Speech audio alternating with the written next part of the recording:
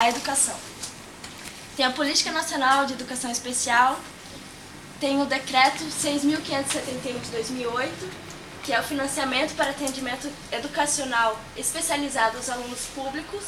Na verdade, eu havia lido que para ensino público, o governo ele destina algumas verbas para que tenha livros em braille, tá? E no caso das escolas particulares, as privadas, elas teriam que usar dos recursos para estar disponibilizando esses materiais também. Que na verdade todas as escolas elas têm de se adequar às necessidades de todos para que tenha acesso de qualquer pessoa que queira frequentar essa instituição de ensino.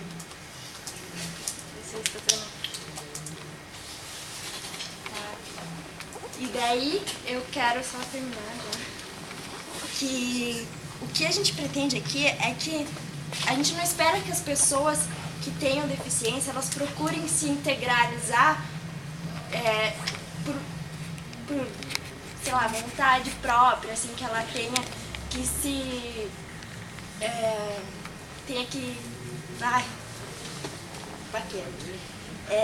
que ela não procure sozinha se integralizar. Na verdade, o que a gente espera é que as pessoas ajudem esse acesso das pessoas com deficiência, que espera que os ambientes, inclusive educacional, eles já estejam preparados de maneira a aceitar essas pessoas sem que haja esse impasse, essas barreiras que vão acarretar a exclusão, principalmente da educação, que é tão importante. Eu até queria complementar com até informações que estão ali colocadas no slide, é que nesse artigo, quando o governo brasileiro vai apontar, além de colocar as políticas, programas, leis, decretos, o primeiro momento que assim se verifica que o governo brasileiro aponta para dados, né, aonde existe dados. Então aí ele coloca aí pelo menos dois dados importantes aí. Primeiro, que segundo o censo escolar do INEP e MEC em 2006, os alunos público-alvo da educação especial matriculados em classes comuns do ensino regular representavam apenas 46,4%. Em 2009, passa a contabilizar 60%. E no que se refere às matrículas de escolas públicas, em 2006, essas somavam 63 e em 2009, 71. Quer dizer, dessa forma ele mostra aí um incremento de alunos, né, da educação especial matriculados em classes comuns regulares. E ele também fala, né, dos dados relativos ao número de meninos e meninas com deficiência nos programas de educação pré-escolar. E nesse tocante à questão da pré-escola, indica um aumento de 10% das matrículas em 2010 em relação a 2009. Isso quer dizer, resultando do processo de inclusão desses alunos com deficiência em escolas públicas regulares. E além disso, para terminar, ele aponta outras medidas, né, legislativas que merecem relevo, que é o programa de implantação de sala de recursos multifuncionais, o programa de distribuição de livros didáticos e paradidáticos do Fundo Nacional de Desenvolvimento Educacional, o programa Escola Acessível, que promove ações de acessibilidade. E aí, com relação à questão do Braille, né, que já foi até comentado aqui, questão das línguas de sinais, formas de comunicação aumentativa e alternativa, ele coloca outros programas, né? Por exemplo, o programa de formação continuada de professores na educação especial, a criação de cursos de graduação em letras libras e letras tradução, o ProLibras, que é o Programa Nacional de Certificação da Proficiência para Ensino de Libras, e a disponibilização de impressoras Braille de grande porte, equipamentos de informática, linha Braille, duplicador térmico, quer dizer, todos os equipamentos necessários, né, para a produção desse material específico de educação. E por último, ele fala quanto às estratégias adotadas para identificar precocemente as pessoas com deficiência e determinar suas necessidades educativas, as medidas e ações voltadas à prevenção e identificação precoce da deficiência são desenvolvidas por meio das políticas intersetoriais, destacando-se o programa Saúde na Escola. Então isso é um pouco toda a parte do relatório do governo brasileiro sobre a parte de educação. Até na verdade, assim, não sei, eu queria até perguntar isso para vocês, de uma forma ou de outra, lendo o relatório do governo brasileiro, o que se percebeu é que se há um levantamento de dados, sistematização com relação à saúde e educação sobre as questões ligadas às pessoas com deficiência, mas outros temas parece que não existe uma pesquisa do próprio governo em verificar essa questão do acesso. Então, só uma coisa que aparece aí. Não vou me... Então, comentários. Vamos lá, então. Desculpa, eu queria ser o primeiro a falar. Pode. Quero me inscrever que você será o Inscrito também. Tá, então, gente, vamos fazer assim. Eu vou fazer essa leva, e daí a gente encerra, e depois a gente vai pro outro, que tem saúde e trabalho ainda. Tá? Então a gente faz só uma leva, escuta todo mundo, daí vamos pra saúde. Então, e tem que ser 2 minutinhos, gente, de fala. Na verdade, a minha fala é bem longa. Além de eu falar uma experiência mesmo que eu passei em relação, quando a gente fala em aluno incluso em escola pública, eu trabalhava no ensino regular há umas 2 semanas atrás. Eu entrei em fevereiro, um contrato que eu fiz aqui pelo estado mesmo, PSEG, se alguém conhece.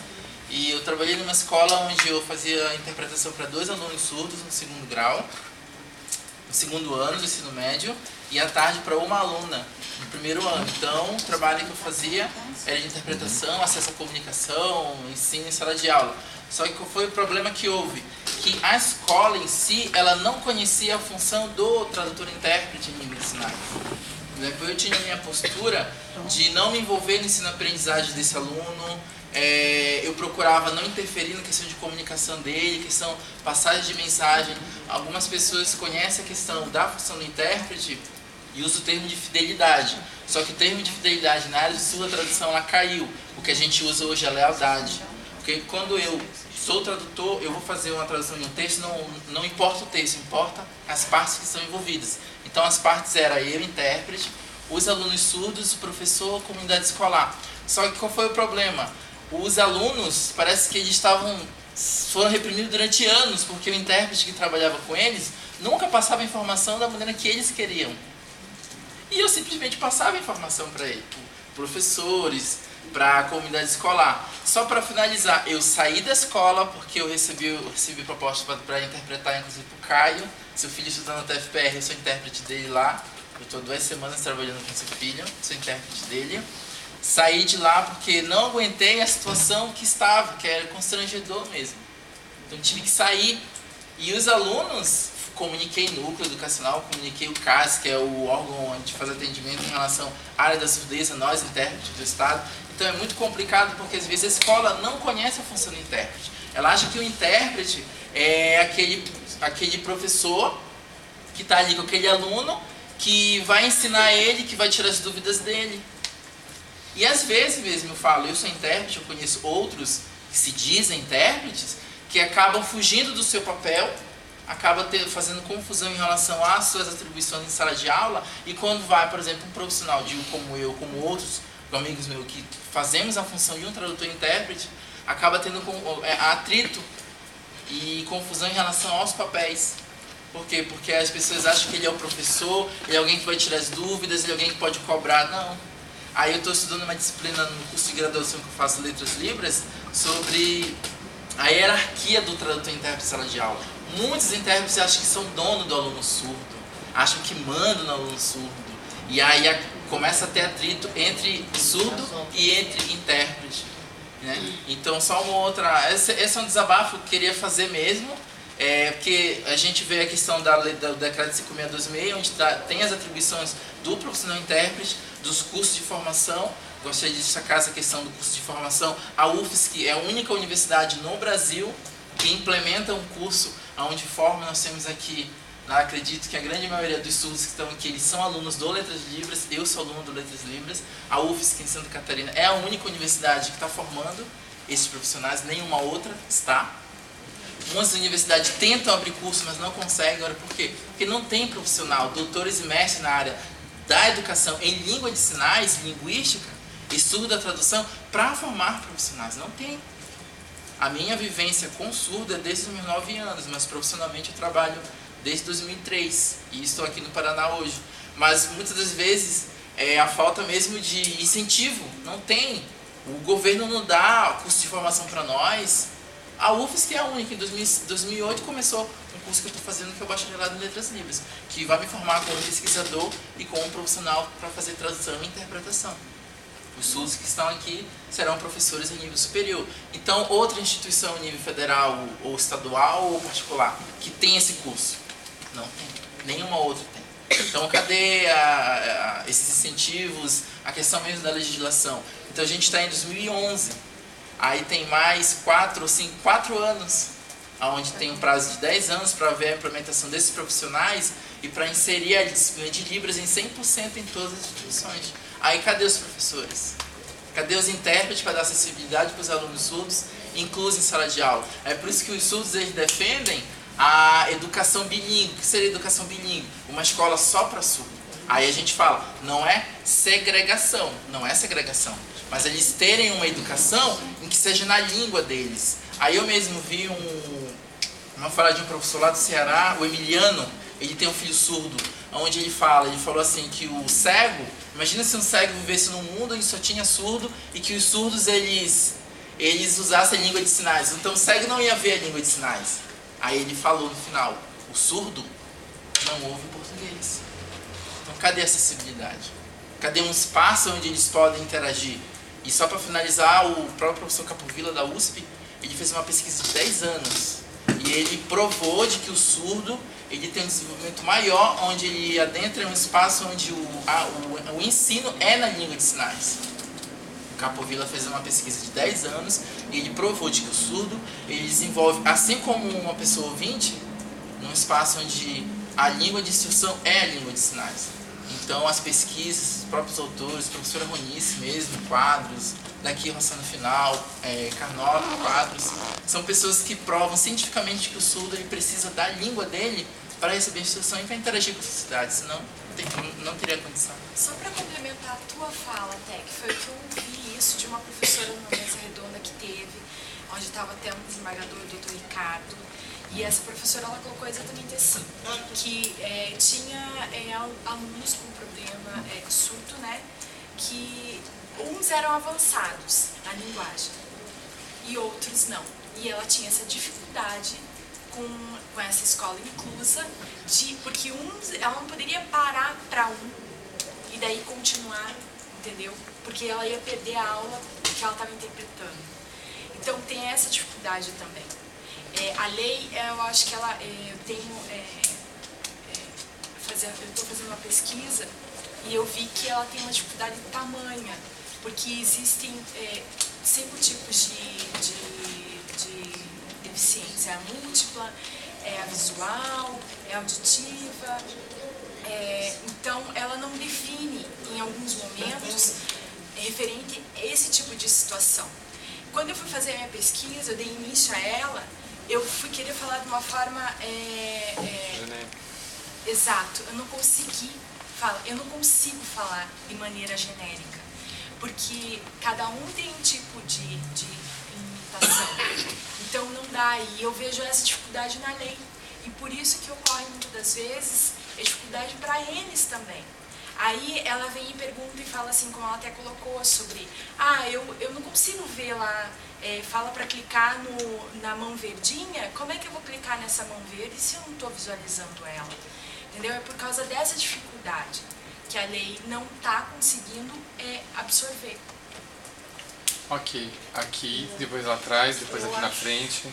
Falar em educação, nós estamos vivendo um momento assim, bem conflituoso, porque não sei se vocês conhecem, nós estamos discutindo, reunindo justamente isso aqui, ó, projeto de lei, Plano Nacional de Educação, eu sei.